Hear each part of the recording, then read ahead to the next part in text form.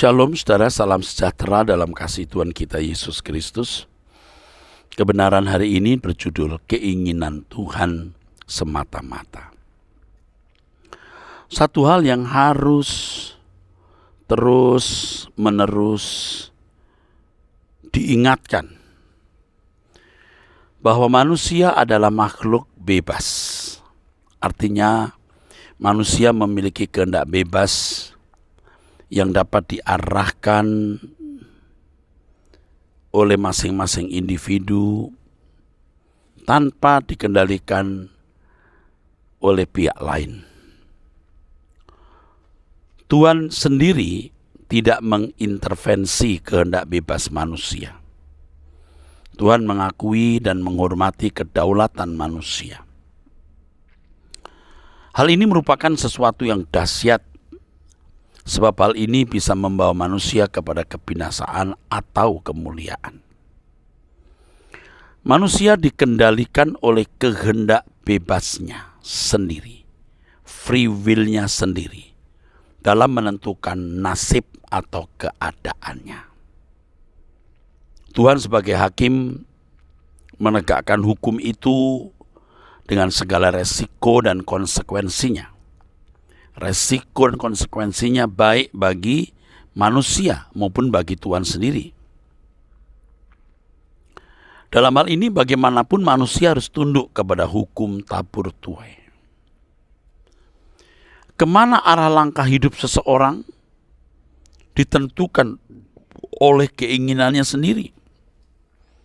Apakah seseorang membawa diri ke kerajaan terang atau kerajaan kegelapan? Hal ini tergantung dari apa yang memenuhi hatinya. Apa yang memenuhi hatinya diperankan oleh apa yang memenuhi pikirannya.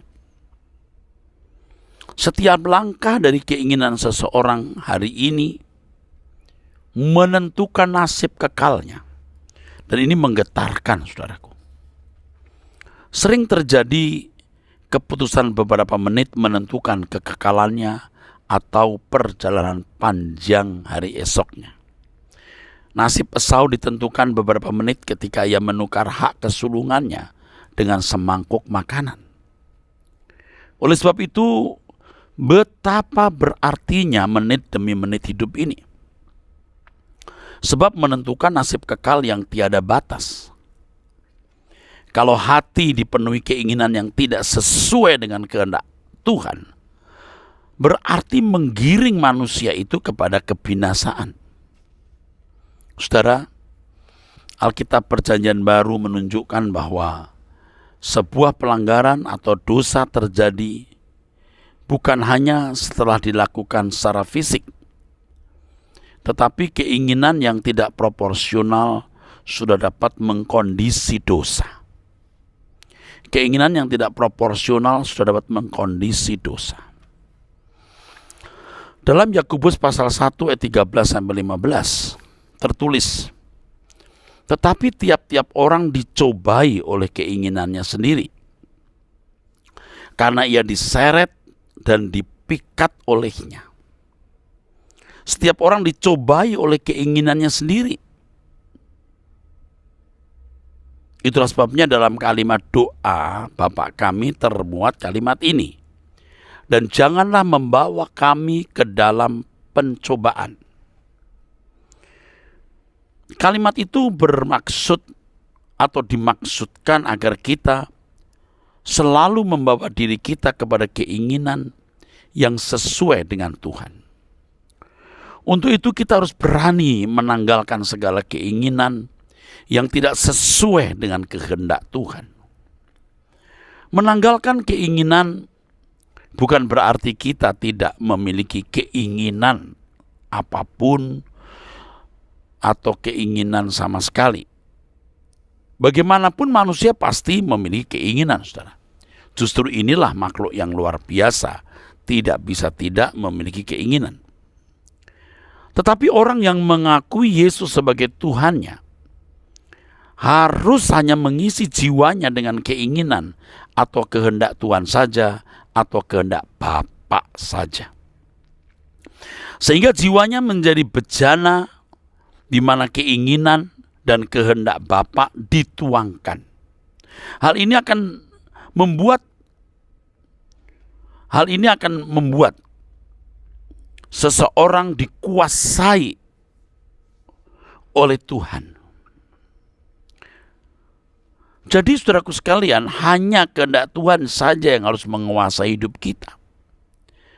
Dalam hidup ini, saudaraku, dalam hidup ini, kita harus hidup hanya untuk melakukan kehendak Bapa, hanya untuk melakukan kehendak Tuhan.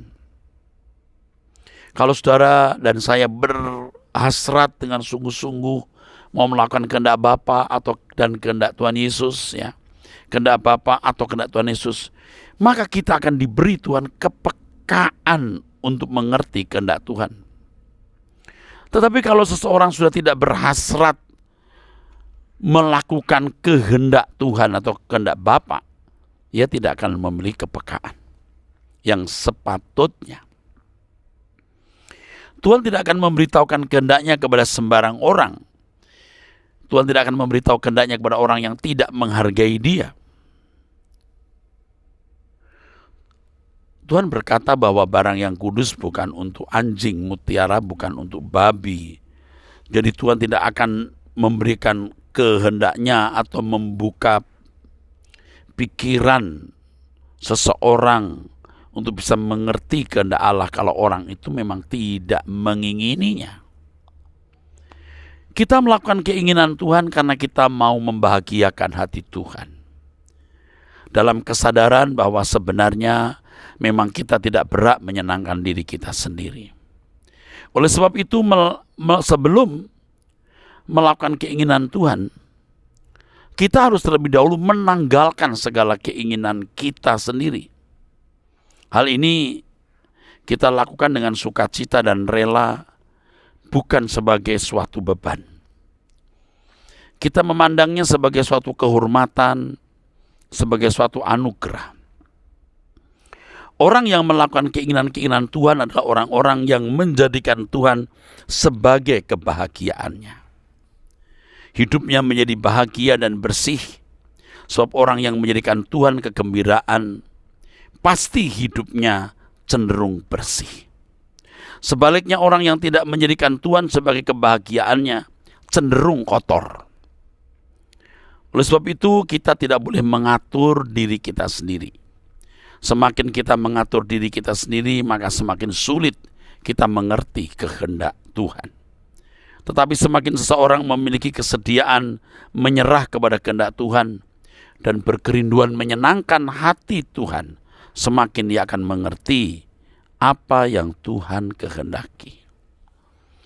Saudaraku, jadi peran kita individu, peran kita masing-masing sangat menentukan apa kita bisa mengerti kehendak Tuhan atau tidak.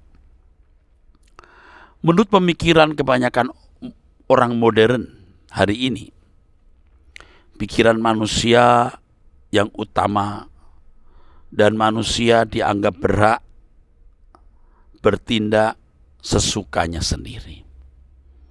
Ini sebuah semangat nihilistis di mana Tuhan dipandang tidak ada atau tidak perlu ada, sehingga manusia berhak melakukan apa saja menurut keinginannya. Irama hidup seperti ini sudah merupakan irama hidup manusia pada umumnya. Khususnya di zaman kita ini. Dan ini juga mempengaruhi hidup orang Kristen, menyusup dalam kehidupan orang Kristen. Tetapi kita sebagai orang percaya yang mengenal kebenaran, kita harus menolak sikap dan filosofi hidup yang salah tersebut. Kita harus bersedia untuk hidup hanya untuk melakukan kehendak Tuhan dan membahagiakan hatinya. Dengan demikian kita menantang zaman. Kiranya kebenaran ini memberkati kita sekalian, saudaraku. Sola Gracia.